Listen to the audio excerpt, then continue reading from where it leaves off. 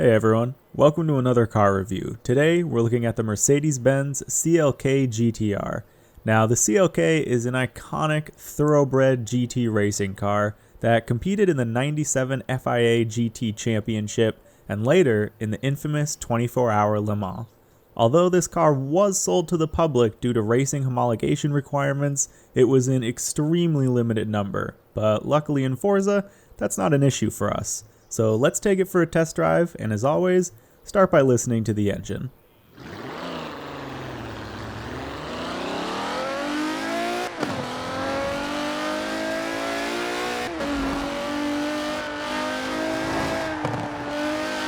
Alright, it's not too bad of a sound in my opinion, and if I end up throwing some cams and exhaust on the car, I think it might sound pretty nice. So speaking of upgrades though, let's talk about how the stock car feels, and in my first impression, not that great.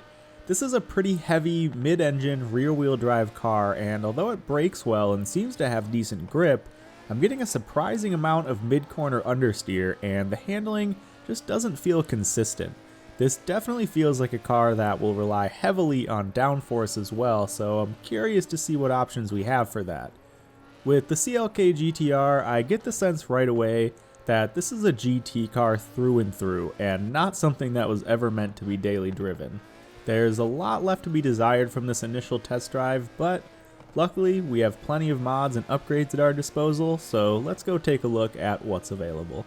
Starting with tire compounds, I discovered that this actually comes stock with only street grade tires. I was really expecting this to already come running sport or race compounds, so that's kind of an interesting discovery.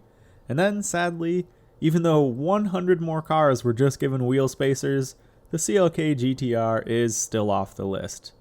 Moving on, however, we can see the standard Forza aero as well as a wingless option, which is nice to see, and it's worth noting here that the Forza aero actually does not change anything about the performance of the car because happily both the front and rear downforce are adjustable on the stock aero for the CLK GTR. Moving on to conversions, we can swap into a racing V12, which seems a bit silly as the car already comes with a beefy V12, but happy to see the options here nonetheless. We can also swap to an all-wheel drive drivetrain, and we can twin turbo the naturally aspirated V12 if we so choose.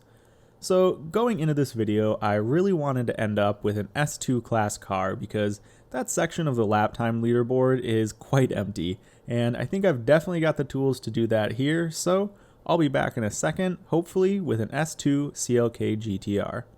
And we're back with an S2 CLK GTR, making a quite modest 737 horsepower and 605 foot-pounds of torque, but only weighing in at 1,908 pounds. This was a really interesting car to build as there were kind of two major paths you could go down, all determined by whether or not you chose the one weight reduction mod, which reduces the weight of the car by well over 1,000 pounds.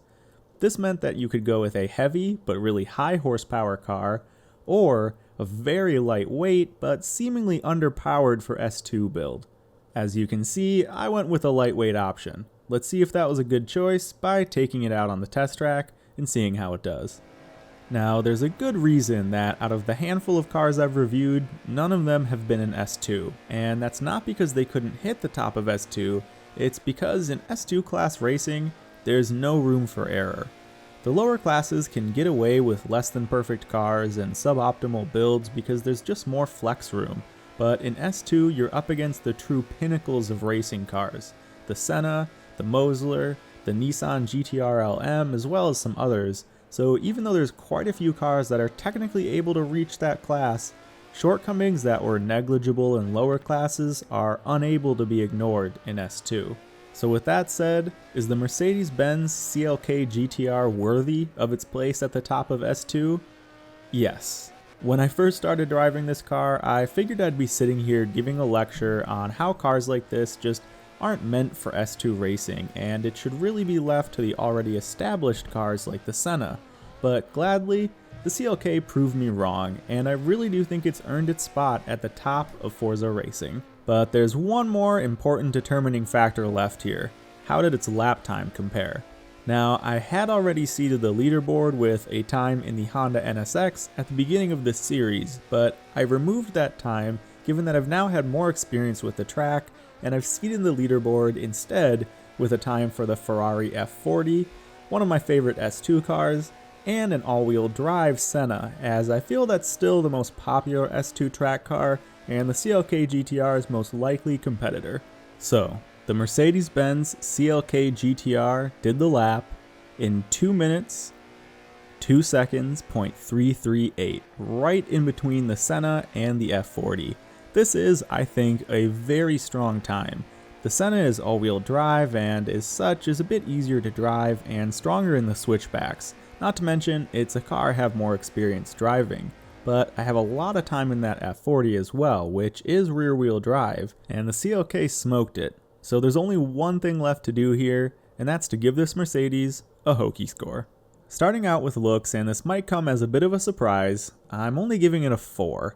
It's a striking car, it's aggressive and it's exciting, but at the end of the day, I just personally don't think it's that pretty or beautiful of a car. Moving on to sound, I'm giving it a 6. In the context of Forza, it's a pretty decent car sound, but it's just one of those cars where if you've heard what these sound like in real life, the sound in Forza just does not do it justice. Moving forward to customization, it gets a 2. There was a wingless option, and there were some engine swaps and aspiration swaps, but really not too much here. Now as far as fun, the car gets an 8. Just being able to drive a car like this that's this special, even if it's just in a video game, is still really fun, and this was a really enjoyable car to drive just in the context of Forza. But moving on to the competitive scores, for drag I'm giving it a 6. You can keep this car really light with some good power, and all-wheel drive swapping it means it can launch on a dime, but it's still overshadowed by better cars in its class. For rally, well, it gets a 1. This is just not a rally car, no matter how you cut it. For race, though, it gets an 8. The reasoning here is pretty clear. This is a born racing car. It's not, however, a very good drift car. I'm giving it a 3. You can drift it like you can with really any rear-wheel drive car, but there's just so much out there that's better. Now the online score, well, I'm giving it a 6, and this is kind of high in my opinion for an online score, especially in S2 racing. Although, as you saw, it was outcompeted by the all-wheel drive Senna, I think with more time in this car, I could bring those times a little bit closer together, and at high speeds, this car outperformed the all-wheel drive Senna. With that said, I think this will be a pretty strong competitor when custom lobbies come out and you can lock to rear-wheel drive. Now with these scores on the left set, we're left with a flexibility scoring of 4. Not too surprising here, as this is a very purpose-built vehicle. Now for style points, oh, it definitely gets a 5. This car just hits on all points. It's really exciting to look at, and it's kind of got this mythical underdog quality where everyone recognizes it when they see it, but it's kind of just not a car that's thought about too much. Anybody rolling up in one of these definitely gets my respect. So this leaves us with a total hokey score of 53.0, right in line with the score for my Noble M600, which I think is really appropriate. Both cars are a little obscure, both of them are really purpose-built and great cars in their own right, but just not that flexible, which is what scores well on the hokey score. Coming into this review, I was expecting another S2 class wannabe, but this car has definitely earned its place, and I really think this one's worth giving a shot, even if it's currently a bit overshadowed by the more meta S2 cars. And that wraps it up for this review on the Mercedes-Benz AMG CLK GTR. Thanks everyone for watching, and I'll see you in the next one.